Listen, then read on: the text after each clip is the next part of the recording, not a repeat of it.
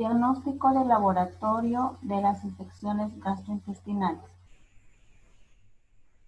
En este tema observaremos todas las técnicas y pruebas o exámenes de laboratorio que se realizan con el objetivo de poder identificar el microorganismo causante de una patología o una infección gastrointestinal. Vamos a observar que podemos presentar una serie de pruebas para la identificación de los microorganismos. Y cuando decimos microorganismos, nos referimos a bacterias, parásitos, virus y también los hongos. Y para cada uno de estos diferentes pruebas de diagnóstico de laboratorio.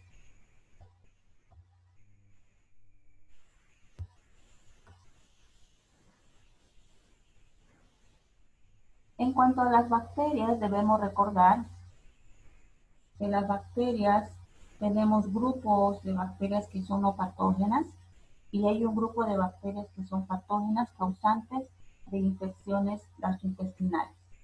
Y aquí podemos mencionar algunas de ellas. Por ejemplo, tenemos a la Salmonella, Campylobacter, Shigella. Estas bacterias son bacilos gram negativos que pertenecen a la familia de enterobacterias, así también como la Escherichia coli, enteroinvasiva. Sabemos que dentro de la Escherichia coli hay una clasificación, tenemos la Escherichia coli enterohemorrágica, también está la Escherichia coli enteroagregativa, también está presente la bacteria Yersinia, Vibrio cholera, Bacillus cereus, Staphylococcus aureus y hay otras bacterias más. Todas estas bacterias causan diarrea en los pacientes afectados. En todos los casos presentan vómito, presentan fiebre, hay variación de una a otra, pero en general son las manifestaciones clínicas que causan en los pacientes. Acá tenemos en su periodo de incubación, duración de la enfermedad y el modo de transmisión. Generalmente, como podemos observar, la transmisión está dada por alimentos y agua contaminada.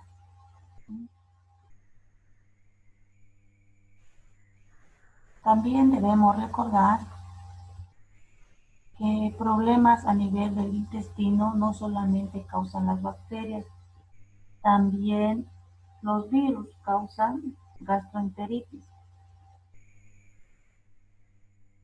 Tenemos, por ejemplo, a los adenovirus, al virus Norwalk, a los rotavirus del grupo A, rotavirus del grupo B y rotavirus del grupo C. Es importante el diagnóstico tanto de las bacterias como de los virus, con el fin de otorgar un buen tratamiento, ya que el tratamiento de las bacterias, que es a partir de antibióticos, no es el mismo para los virus. Entonces, si el paciente está sufriendo de diarrea, no siempre va a ser por causa de bacterias, puede ser también por causa de virus. Y observamos las manifestaciones clínicas causantes por los virus. También presentan vómito, también pueden presentar algunos fiebre y obviamente presentan diarrea. Generalmente observamos el problema de gastroenteritis en los niños, generalmente. Esto debido al modo de transmisión, ¿no? Ya dijimos que el modo de transmisión es fecal oral por alimentos o agua contaminada. También observamos otro tipo de microorganismos que son los parásitos. Los parásitos, que son muchos, aquí tenemos algunos, por ejemplo las amibas, y tenemos aquí la Entamoeba histolítica, Entamoeba coli, tenemos a la Giardia, Giardia lamblia, Ascaris lumbricoides, a las uncinarias, Oxyurus, Trichuris trichura, estrongiloides. Entonces, microorganismos parásitos causantes de infecciones intestinales.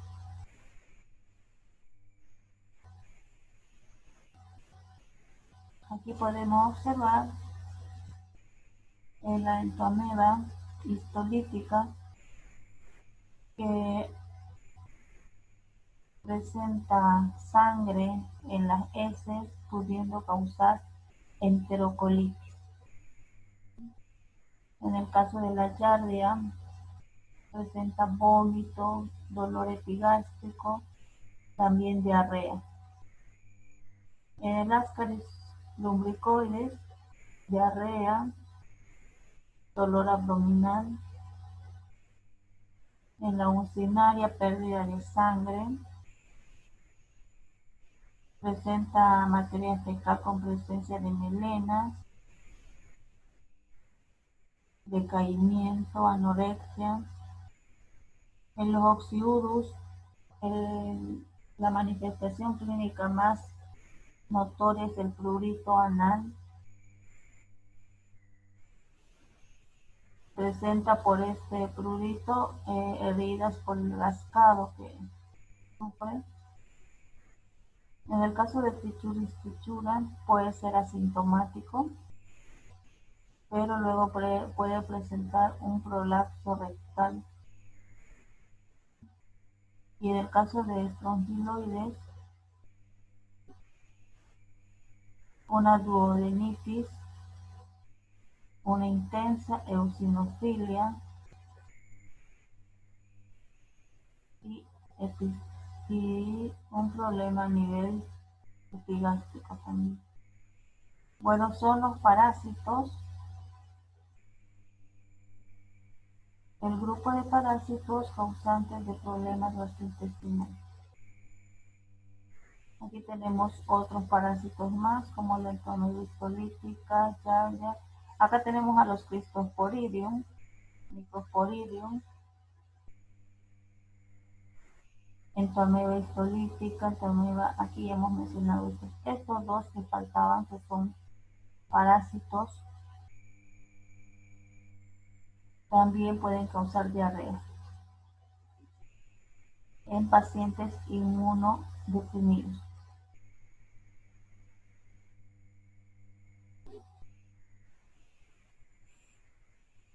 Conociendo un poco acerca de estos microorganismos causantes de infecciones gastrointestinales, por último vamos a mencionar a los hongos,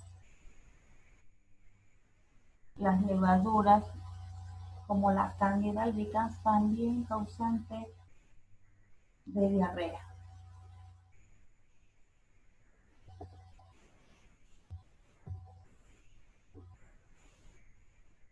En la recolección y transporte de las muestras, vamos a empezar.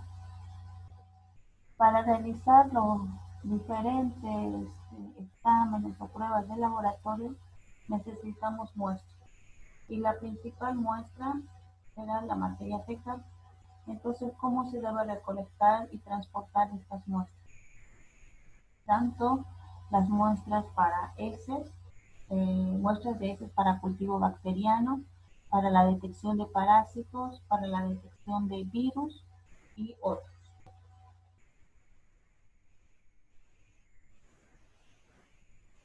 Empezaremos con las muestras de heces para cultivo bacteriano.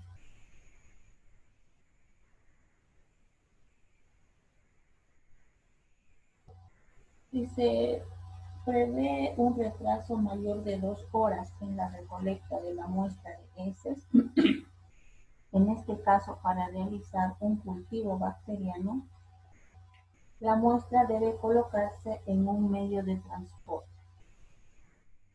El medio de transporte que elegimos se denomina Carry Glide, ya que este medio de cultivo viabiliza óptimamente a las bacterias intestinales, como por ejemplo al Campylobacter y a los vibriones. También puede haber diferencia entre los medios comercializados por distintos fabricantes, ya que algunos microbiólogos recomiendan reducir el contenido de este agar de Carry Glide del 0,5 al 0,1% que sea modificado. Esto para el mantenimiento de las especies de Campylobacter. El medio de transporte amortiguado con glicerol inhibe la viabilidad de las bacterias, entonces se debe tener cuidado. Las especies de Shigella son frágiles. Un medio de transporte constituido por partes iguales de glicerol y amortiguador fosfato favorece la viabilidad de la Shigella, mejor que el del medio Carry Glide. En general, para transportar la bacteria a partir de materia fecal, se utiliza el medio de transporte Carry Glide. Pero si la muestra llegará a la hora al laboratorio, tranquilamente se debe llevar la muestra sin ningún medio de cultivo. Estos medios de cultivo de transporte, un medio de transporte se utiliza cuando la muestra tarda en llegar al laboratorio de más de 3-4 horas. Con respecto a las muestras de heces para la detección de parásitos, ya que entre los parásitos podemos encontrar muchas formas, se recomienda el examen en fresco, que sería el examen coproparasitológico, y para que esta muestra llegue al laboratorio, y se tardaría horas para llegar al laboratorio, simplemente se debe conservar en un medio a una temperatura de 8 grados centígrados.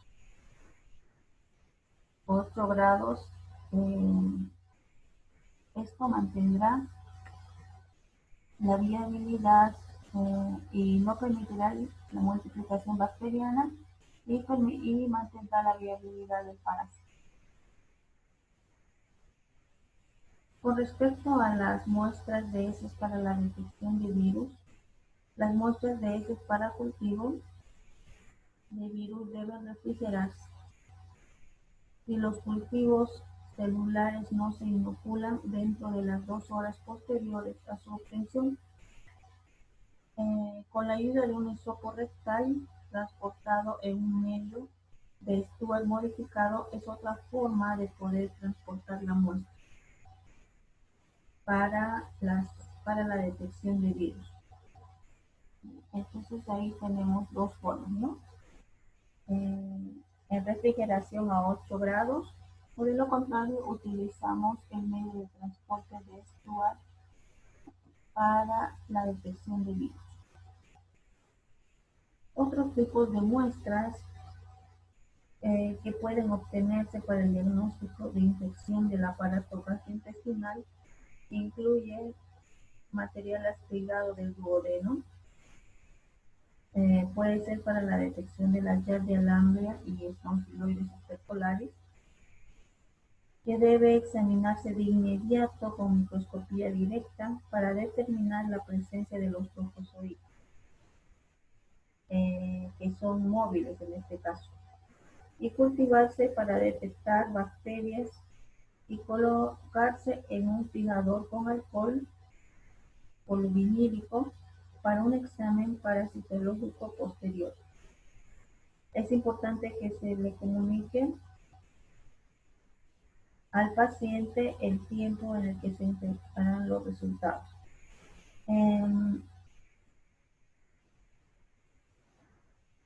Eso con respecto a otras muestras.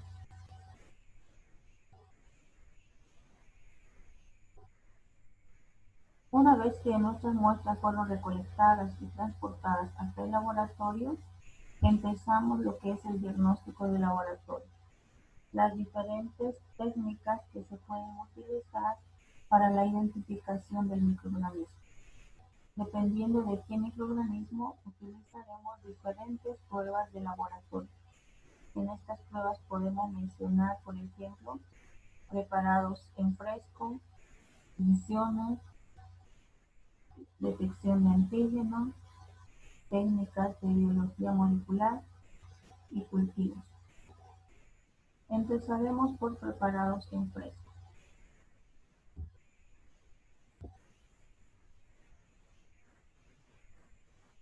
En los preparados en fresco tenemos examen coprológico. El examen coprológico es una técnica que nos ayuda a la investigación de parásitos, específicamente parásitos tanto protozoos como helmintos, en los protozoos como la Yardia, Entomeba, ¿no? Esta técnica de examen coprológico nada más requiere de Lugol y de solución fisiológica. Con la ayuda de un portaobjeto, cubreobjeto y un microscopio podemos identificar el grupo de parásitos causantes de problemas gastrointestinales del paciente, así reportando un informe con el agente etiológico causante de esta patología. También se puede utilizar otra técnica que sería el moco fecal, cuyo objetivo es identificar las células que predominan en el moco fecal. Estamos mencionando a los polimorfonucleares y a los mononucleares. Es decir, si encontramos en mayor porcentaje a los leucocitos polimorfonucleares, esto es un indicador de una patología bacteriana. De lo contrario, si observamos un mayor porcentaje de mononucleares,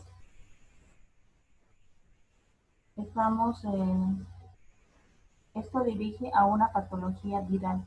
Entonces, también se puede realizar moco fecal a las muestras fecales que presentan, que llegan al laboratorio. Otra técnica que podemos observar es la técnica de Graham para la investigación de Oxyurus. Este parásito causa bastante prurito anal en el paciente. Con la técnica de Graham, con la toma de muestra que se realiza a nivel de la región perianal, se puede identificar a los huevos de Oxyurus, enterobios vermiculares. Es otra técnica la cual nos ayuda a identificar a este parásito.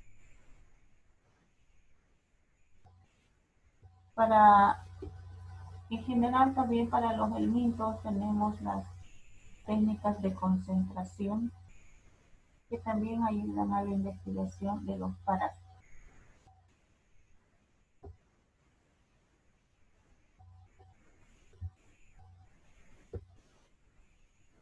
Las tinciones también son otras pruebas que nos ayudan a la identificación de bacterias, también de parásitos. Podríamos mencionar acá la tinción de Steel-Nielsen, la tinción de Gram. Las heces pueden teñirse con la técnica de Gram para la detección de algunos agentes etiológicos, por ejemplo, muchos bacilos gram negativos que son delgados con forma de coma y pueden identificar la infección, por ejemplo, de Campylobacter. Además, también pueden detectarse leucocitos polimorfonucleares. Es importante destacar que puede utilizarse una tinción para microorganismos ácido-alcohol resistentes, con el fin de detectar especies de Cryptosporidium, bacterias y especies de isosporas. El examen de material fecal fijada para la detección de parásitos con tinciones u otras tinciones tricrómicas se debe realizar con la tinción de Sil-Nielsen. Tanto isospora y los Cryptosporidium y también las micobacterias,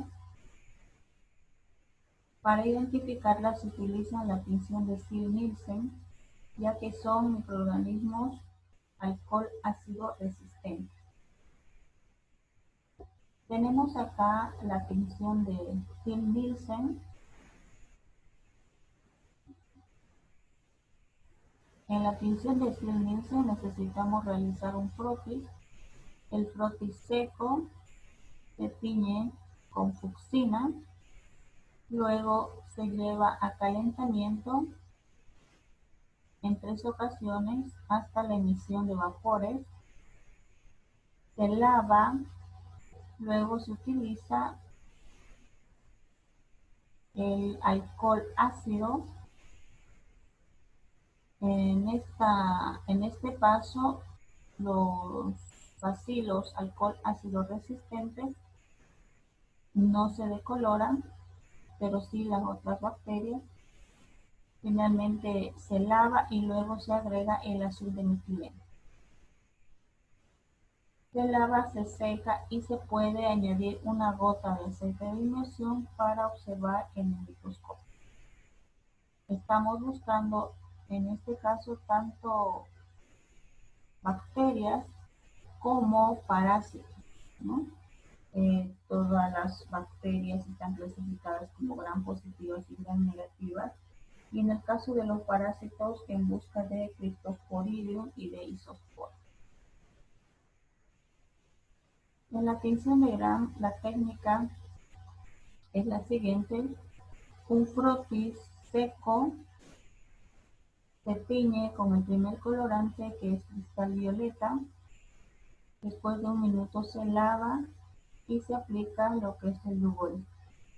Como un fijador y un mordiente, se retiene el primer colorante, que es el cristal violeta. Luego se lava y se aplica el alcohol acetón, que es el decolorante de las bacterias gram negativas. Se lava y se aplica finalmente lo que es la safranina o la fucsina. Es acá donde se tienen las bacterias decoloradas, se tienen el color de fucsia. Y finalmente tenemos clasificadas a las bacterias gram positivas y gram negativas. La tinción de gram nos ayuda a identificar a las bacterias gram positivas y gram negativas. Otras técnicas que se utilizan bastante son la detección de antígenos a partir de pruebas rápidas inmunocromatográficas. Se utiliza para varios microorganismos, por ejemplo, Helicobacter pylori.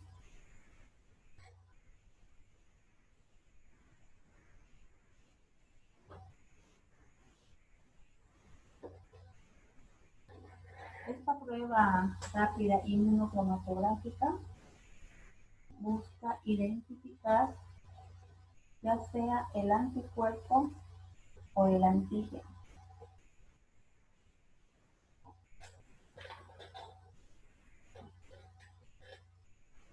¿Qué principio nos muestra esta prueba? Porque la técnica es súper sencilla. La muestra de materia fecal que contiene, por ejemplo, el Helicobacter pylori, se mezcla la muestra de materia fecal con el buffer y se coloca en el pocillo 2 gotas. Se espera 5 minutos para dar lectura. Cuando marca 2 barras de color rosa, estamos frente a una prueba positiva. El paciente presenta Helicobacter pylori. Dentro de este cassette podemos encontrar esta tira que ha sido diseñada para la detección de antígenos de Helicobacter pylori, ¿no? Entonces, eh, esta, esta membrana está cubierta con anticuerpos y presenta una almohadilla con un conjugado de oro coloidal. Entonces, cuando tiene contacto con el antígeno de la muestra fecal del paciente,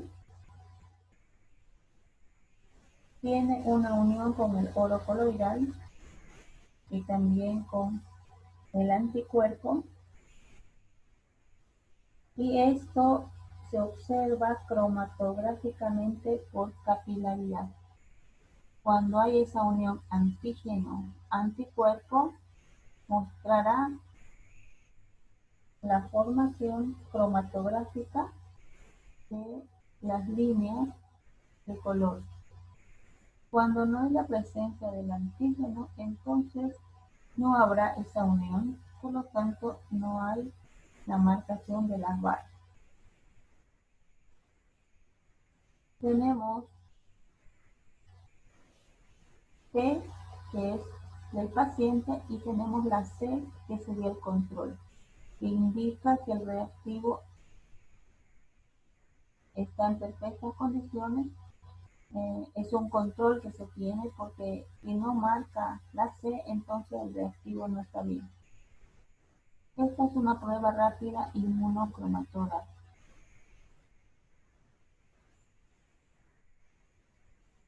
Otra técnica de biología molecular que podemos mencionar es la técnica de PCR. PCR, que significa reacción en cadena de la polimerasa, es una prueba para la detección de material genético, de ADN. Entonces, muchos microorganismos en general se pueden identificar con esta prueba porque todos los microorganismos presentan en su estructura un material genético.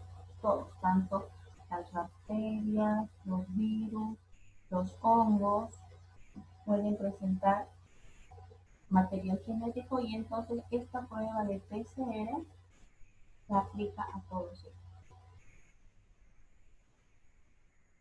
Aislamiento de agentes etiológicos. Para esto utilizamos las pruebas de cultivo y finalmente antibióticos.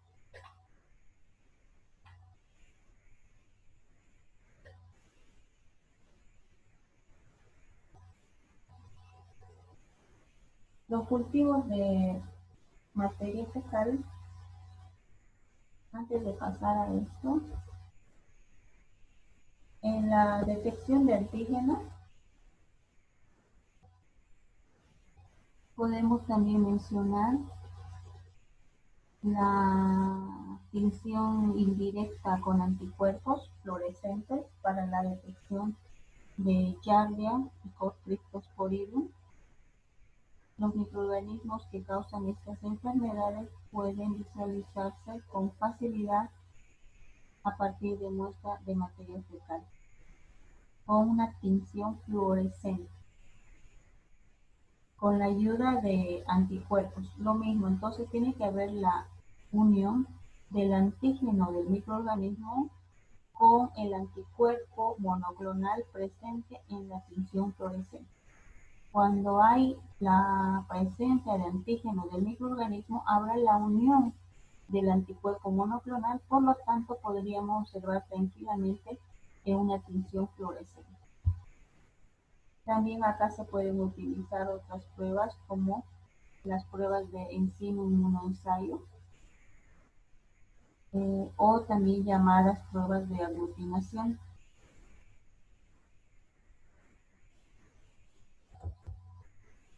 En la técnica de biología molecular, este desarrollo de pruebas de amplificación dio origen a numerosas publicaciones sobre la detección directa de muchos patógenos empíricos, incluidos los grupos principales de microorganismos que mencionamos, que pueden ser bacterias, virus o parásitos, que se encuentran en proceso de identificación. El objetivo de esta prueba es identificar el material genético de los microorganismos. El cultivo.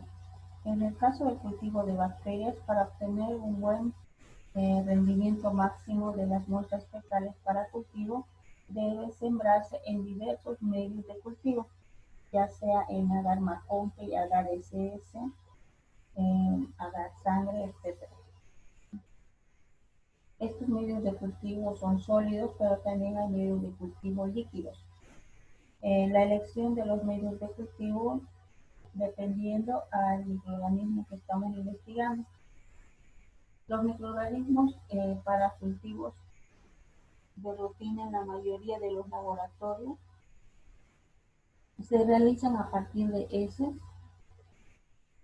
y se examinan en todas las circunstancias para detectar diferentes bacterias como por ejemplo Campylobacter, Salmonella, Shigella, detección también de algunas pseudomonas y plesiomonas. Si hablamos de costo, el examen no es una prueba con un costo bajo, tiene un costo alto, pero es importante para la detección de patógenos enteros.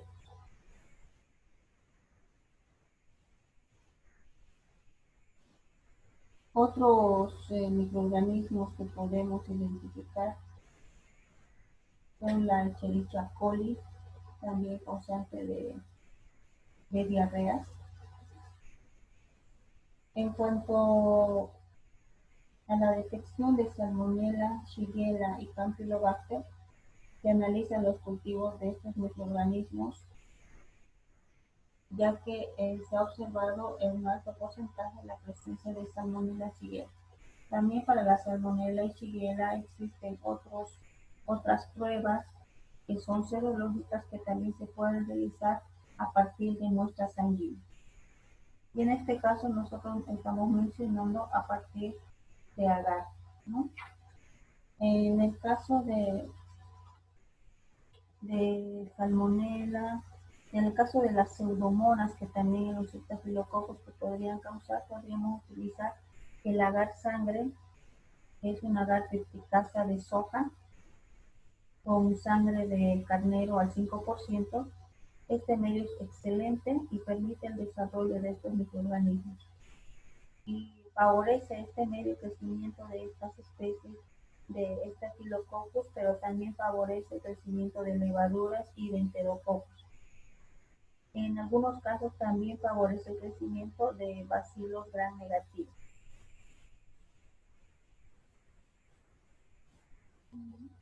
En el caso de la pseudomonas aeruginosa, también puede crecer en este medio de cultivo. Otras ventajas que presentan este agar sangre es que permite realizar la prueba de la oxidasa en las colonias. En las colonias que crecen en el tercero o en el cuarto cuadrante, que no se semejan a las pseudomonas, deben evaluarse de rutina la producción de citocromo oxidasa.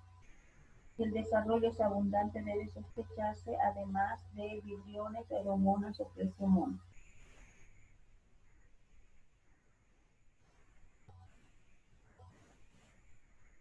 Siempre con los medios de cultivo de rutina se buscan a la salmonela, a la shigella, también al campylobacter, a brucelas, y además de tener medios de cultivo sólido, como el que vemos, también podemos encontrar caldos de enriquecimiento. En ocasiones se utilizan los caldos, como su nombre indica, de enriquecimiento para favorecer el aislamiento de la salmonela y de la shigella. También puede ser campylobacter y la Yersinia enterocolitis.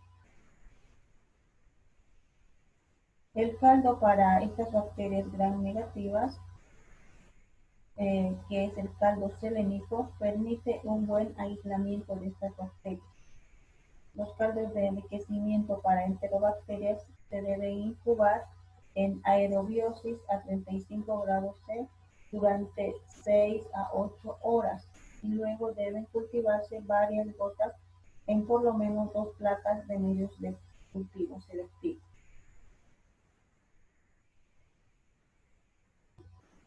Una vez que tenemos identificado con los diferentes medios de cultivo y con la identificación de las pruebas de identificación que son la galería bioquímica, se procede al antibiograma.